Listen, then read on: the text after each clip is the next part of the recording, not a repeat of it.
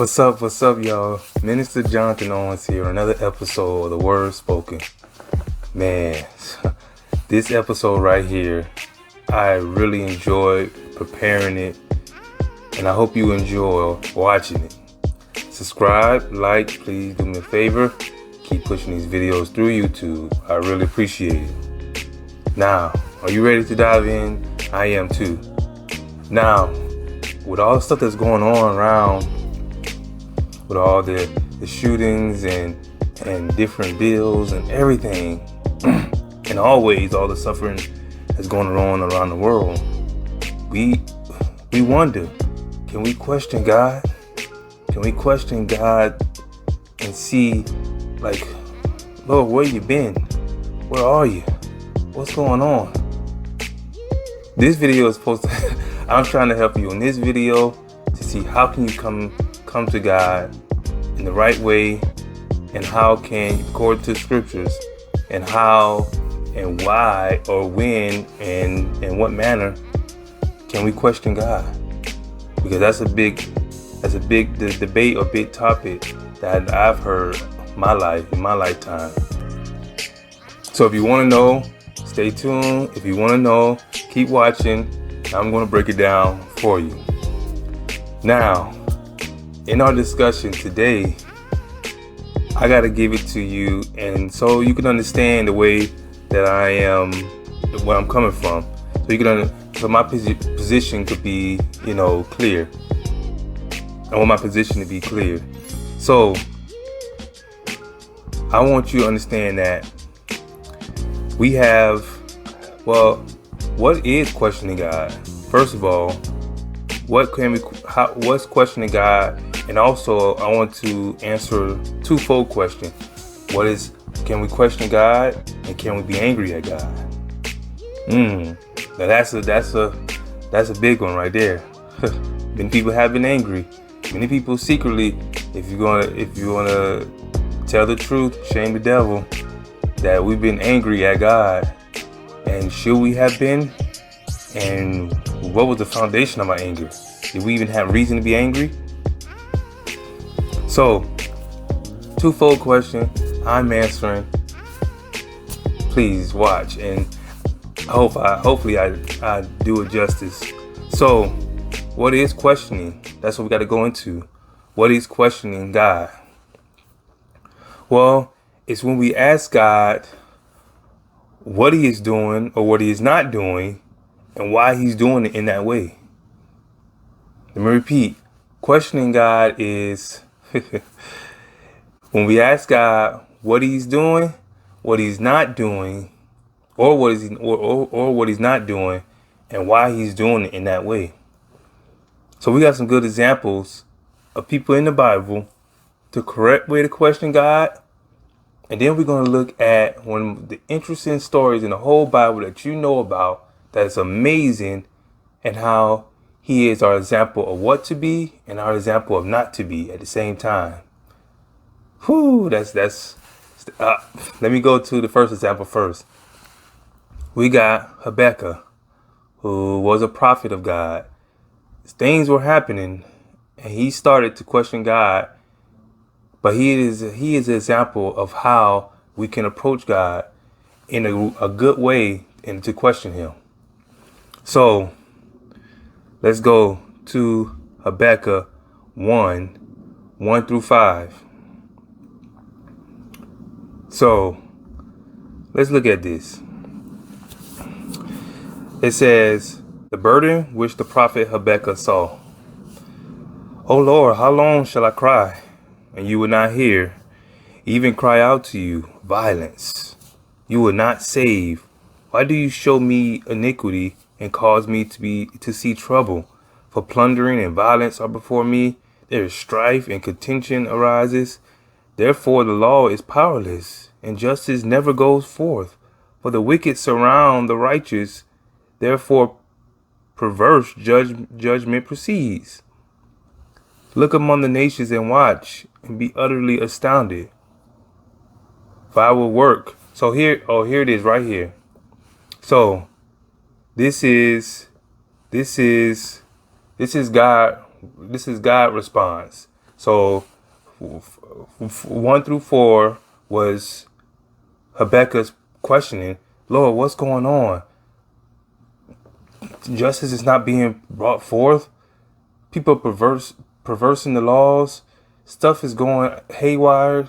Stuff is out of whack. Lord, what is going on? So the prophet is questioning because of all the things that he sees in society, just like we see today. Lord, look at all these shootings. What is going on? People can't get on the same page. People don't know who they are. People think they know who they are. Laws are being crooked. Weather is going haywire. Suffering, disease is going on. Lord, what is happening? This is what Habakkuk is saying. And how we, yes, can question God and just seeing, Lord, I don't understand what's going on. But let's keep reading. This is the Lord's reply to him. It says, look among the nations. This is verse 5. Look among the nations and watch. Be utterly astounded. For I will work a work in your days, which you would not believe, though it were told you. Let's go down to 12. So here's 12. So that was the Lord's reply. He also talked about raising up certain people, nations, and doing certain things in his grand scheme. But the Lord said, yeah, I heard you, Habakkuk. I'm going to do a mighty work that you would not believe if I told you. I'm at work. I'm working. So here's Habakkuk's second question. Here's Habakkuk's second question. Verse 12. Are you not from everlasting? O Lord, my God, my Holy One, we shall not die. O Lord, you have appointed them for judgment. O Rock, you have marked them for correction. You are of purer eyes than to behold evil, and cannot look on wickedness. Why do you look on those who deal treacherously and hold your tongue when the wicked devours a person more righteous than he? Why do you make men like fish of the sea, like creeping things that have no ruler over them? And he goes on. And so let's see what happened and what just took place in this passage. What happened? Habakkuk started with questioning God with the troubles that were taking place in society and what was going on with his people. God said, Habakkuk, you don't know the work that I have planned. I'm going to do a mighty work and a mighty great work that you wouldn't believe if I told you, because you wouldn't believe if you knew, because I'm doing a work that I know. And so I hear you, but I'm doing the work and I have it. Habakkuk, in his second question, he continued to ask questions, but what did he do? Pay attention. What did he do? He said, are you not from everlasting, O Lord, my God, my Holy One? We shall not die. O Lord, you have appointed them for judgment. O Rock, you have marked them for correction. You are of purer eyes than to behold evil, and cannot look on wickedness. So what Habakkuk did was appeal to God's holiness. Even though he's questioning God, he appealed to God's holiness. God knew his heart all along. But when we question God, we have to appeal to God's holiness. And so what does that look like? Jonathan, you telling me this, what does that look like? Well, how did he do? How did Habakkuk do it? So you questioning God, Lord, why did another shooting take place? Why, Lord, you saw this. Why did you allow this another shooting with these innocent children? Lord, I know you're holy, and I know you're righteous, and I know you are a God of mercy and a God of justice. Lord, what happened? I know you are holy. I know you have a plan, but I don't understand. I don't see it. Why did these children die again? And so in that, you understood and not you understood and you didn't overstep your boundary. You came bold before the throne of grace to obtain mercy, because you came bold. You come to God and try to figure and try to understand and like, Lord, I don't understand all these things happening. But you had also appealed to God's holiness. You also knew who He was and didn't allow the problems of this day affect your view on who God is. Because if you know that God is still working, you just don't understand, and you're just trying to wrap your head around all the evil. God is like, I understand. How did He do Habakkuk? He didn't automatically, like right there, just strike Habakkuk down. He gave a dialogue with Habakkuk. He gave him answers. Habakkuk was truly just asking, and God gave him answers. And so this is how our question God, we don't question Him and forget who He is. We appeal to God's holiness and who He is. So this example, though, this example is what we're supposed to do and also what we're not supposed to do. So we all know Job, beautiful. We know this story. We know Satan came trying to destroy people, going around trying to wreak havoc. And God's like, have you considered my servant Job, a perfect and upright man? These things happened and went forth. But what happened? What started to happen when Job started to go through? Let me show you how. Let me show you how the early Job, the Job in the early chapters, is the Job that we're supposed to we can follow that Job. That's the Job that we can follow. And Job still was a righteous man at the end of all of it.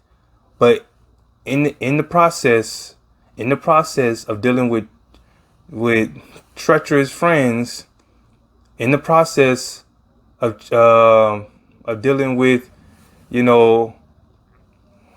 all the hypocrisy and the friends stab you in the back, Job just got enough of it. And somehow, somewhere down the line, which you're going to look at, it was just Job had enough. And so his posture towards himself and his posture towards God changed. Still not cursing God and dying like his spouse told, his wife told him, or even the devil said that he'd do. The devil said he'd curse him to his face. Job still never did that. But still, Job lost his umph and his passion in holding firm to, I know God got it all. I know God got it all. To, man, I don't know. And so, and a lot of that, I couldn't even imagine going through that. I don't know what I would do, losing my children, all my livelihood, my own body getting destroyed. That's a lot. So let's go to it. And so Job, what do we got here? What do we got? We got something good here. So here's early Job.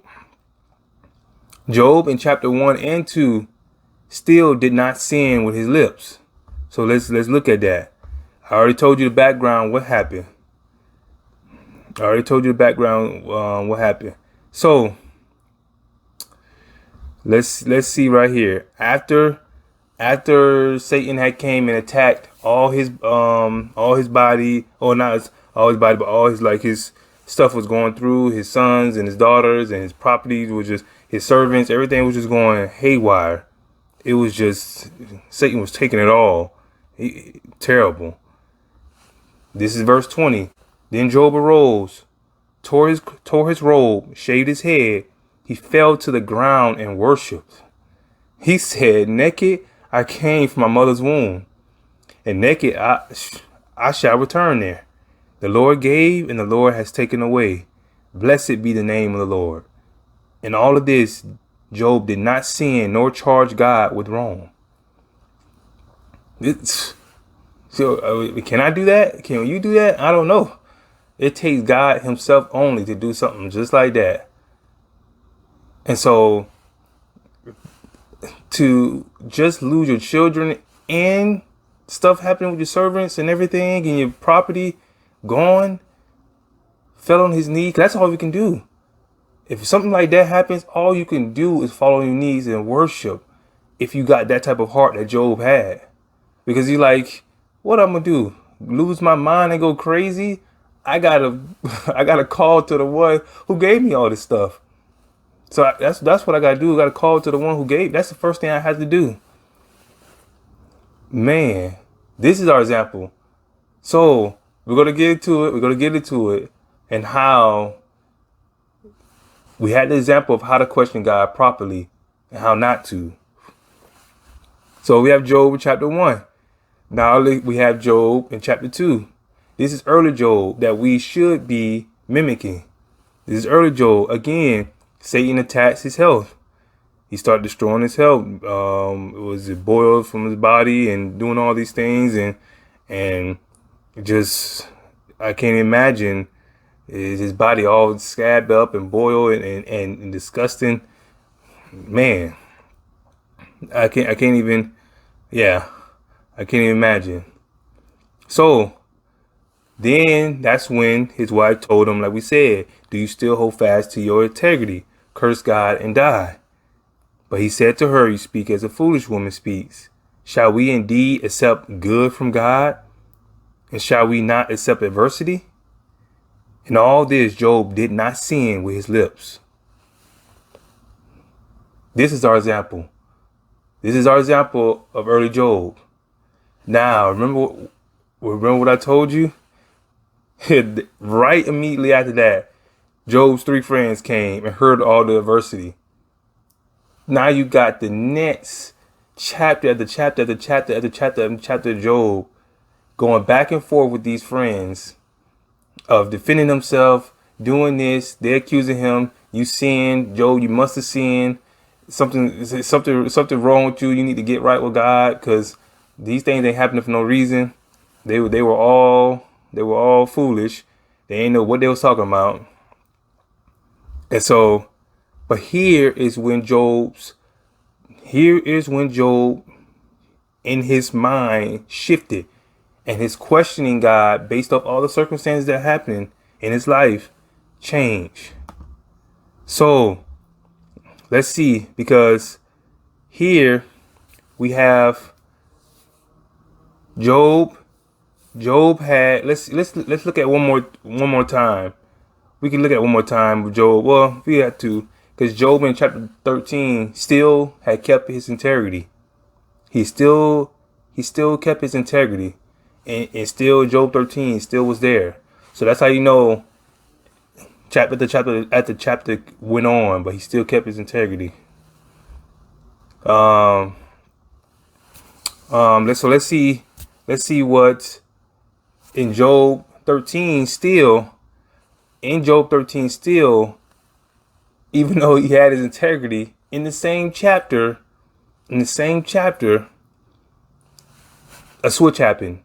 So all the way up to 13, his integrity was still there. His integrity was still there all along, but something shifted to where now that integrity was matched with doubt, and was matched with hypocritical friends. It was matched at the same level. So there goes integrity. But at the same time, those other things that was coming against him had that same level of intensity, just as integrity. And now he's fighting between, should I just forget God, or should I remain with my integrity? Those things were like this, but now they're like this. And so Job 13, we'll see where Job questions God, and look how he questions God. So let's go Job 13, so you can see the difference of his questioning God and Habakkuk's questioning God. Job 13, 20 and 3. So Oh, well, 20 and 23. So it said, only two things do not do to me. Then I would not hide myself from you. Withdraw your hand far from me, and let not the dread of you make me afraid. Then call, and I will answer, or let me speak. Then you respond to me. How many are my sins? How many are my sins? How many are my iniquities? Make known to me my transgression and my sin. Why do you hide your face and regard me as your enemy? Will you frighten a leaf driven to and fro? And will you pursue dry stubble? For you write bitter things against me and make me inherit the iniquities of my youth. So I went to 26 as well. So here Job is questioning God and saying, okay, Lord, kind of like, Lord, this is just too much. Lord, tell me, how many sins have I committed? How many things I have to do to deserve this? How many things have went on? Have you counted the sins of my youth, or people, did I inherit the iniquities of my youth? Lord. So you can understand how this is different.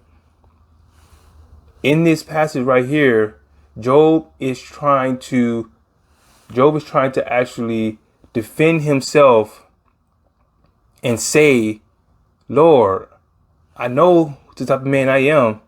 He just kept his integrity. We saw this in earlier 13. So Job is questioning God like, Lord, I know what type of man I am. Tell me, how many sins have I committed? So remember when I said, what's questioning God? Why? What is he doing, or what is he not doing? And does God actually, like, is he right for doing it? That's what we're getting at, because we're questioning why he's doing it that way.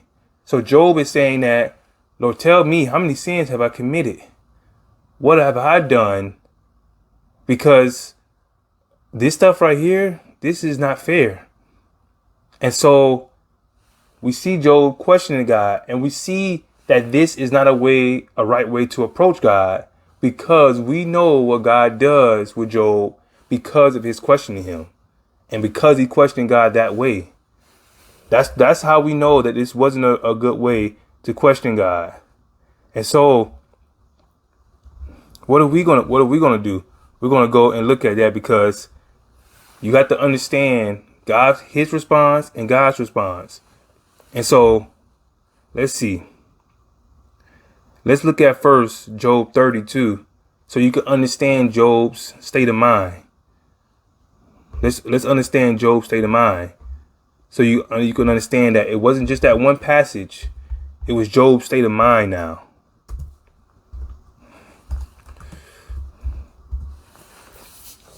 This was Job's state of mind now. So Job 30, 20 through 23.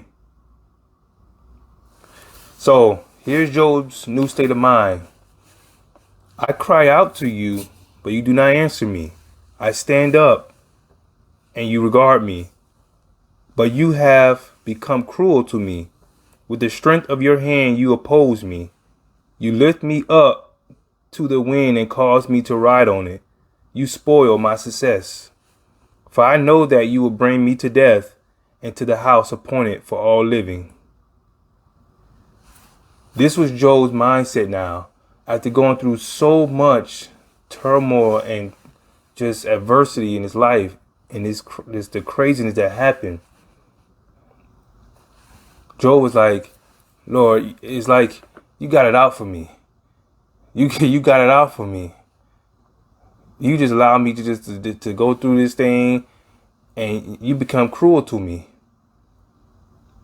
So it's not, Job is expressing his heart, expressing all these things, but his mindset changed.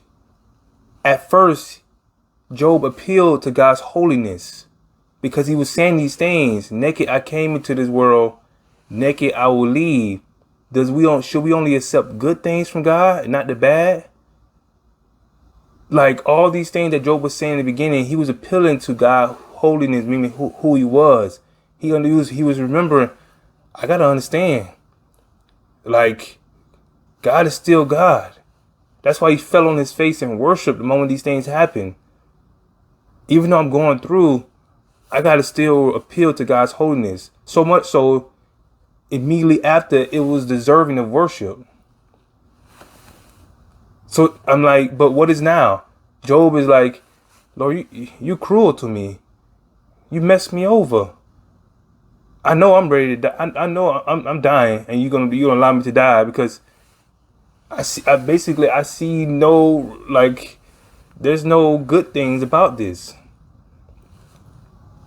So out of all of that, what happens, and how do we know Job had changed in his mindset to what was happening?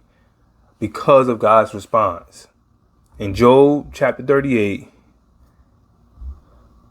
Well, before we get to that, I'm gonna read that right now. But Job had one of the friends that was good, or one younger guy, whether he was truly already a friend for a while or not, as his other three friends, who really corrected him and really helped him see, Job, you're not acting right on this. You're not acting right. You can't charge our God with this. And so you have to get right. You have to get right. And that's the type of friends you need. Not those other three friends that were wretched. Not those three friends. So here is the Lord. I'm just reading a little bit. That's it. Remember, Job questioned him and said, Lord, how many sins do I have? Did I do this? Can I do this? Like who? Basically, Job was questioning him and saying, Lord, can you answer me these things? Because I need some answers, because I'm going through this and I'm a man of integrity. Well, what did God say? Didn't the Lord answer Job out of the whirlwind, which probably was a tornado, which that is probably fearful right there, and said, who is this who darkens counsel by words without knowledge? Now prepare yourself like a man. I will question you, and you shall answer me. Where were you when I laid the foundations of the earth? Tell me if you have understanding. Who determined its measurements? Surely you know, or stretched out the line upon it. To what were the foundations fastened, or laid its cornerstone? So God's going through a whole bunch of lists and saying, who is this man that darkens counsel, or going to try to tell me without knowledge what I know about everything and what I know about him?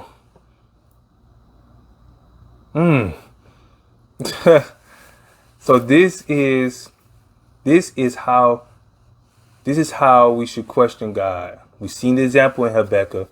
We've seen the example in early Job. And we've seen what not to do in the latter part of Job. We never question God and forget his holiness and who he is. But that begs the question, when I was going to answer, why do we get angry at God? We get angry because when stuff starts to go crazy in the world and all the suffering that takes place in our own life, and we don't like the outcome and can't imagine that God is still sitting there and allowing this, we get angry. And we start to question God out of that anger and forget he still is God. We start to question God out of anger instead of questioning him out of reverence, and forget that he still is the Lord on the throne. We forget, and we forget his holiness in the tone from our heart and the tone of what we actually say. Even though God already knows where your heart before you even ask it and say it, there's power and saying our things in our words, confessing things, but God knows it in your heart. That's where it starts. But it's like your heart has changed and you're asking God from an angry place and forgetting who he is. And so that is what happened. So what happened after this, and what happened, just so if you have never read Job, what happened to Job out of all this. So so if you can understand, chapter 40, then Job answered the Lord and said, behold, I am vile. What shall I answer you? I lay my hand over my mouth. Once I have spoken, but I will not answer. Yes, twice, but I proceed no further. And so Job had understood. There ain't nothing I can say. There ain't nothing I can say, because Lord, you have the floor. You have the power. You have all the answers.